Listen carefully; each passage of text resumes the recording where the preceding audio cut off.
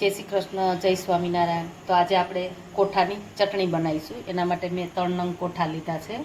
અત્યારે કોઠા આવે છે, સિંગનો ભૂકો છે, ગોળ છે, ચાટ મસાલો છે, લાલ મરચું પાવડર છે અને મીઠું છે। હવે આપણા કોઠા છે એને આપણે તોડીશું।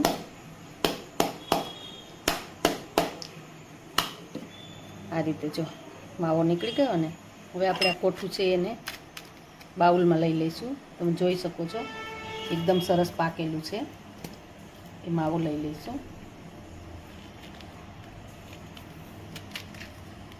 આપણે ખાણણીમાં લઈ લઈશું આને કોઠાનો માવો। એની અંદર આપણે સિંગનો ભૂકો નાખીશું 2 ચમચી, થોડો ચાટ મસાલો છે, લાલ મરચું પાવડર છે 1 ચમચી અને સ્વાદ અનુસાર મીઠું લઈશું। ચાટ મસાલો છે એટલે મીઠાનો ભાગ ઓછો રાખીશું અને આપણે થોડો ગોળ લઈશું। બસ હવે મિક્સ કરી અને ખાંડી લઈશું એને। તો આપણી કોઠાની ચટણી તૈયાર થઈ ગઈ છે। તો એને આપણે બાઉલમાં સર્વ કરીશું।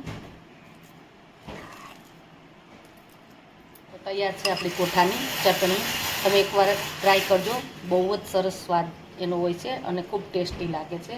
તો તમને અમારો વિડીયો ગમે તો લાઇક, શેર અને સબસ્ક્રાઈબ કરજો।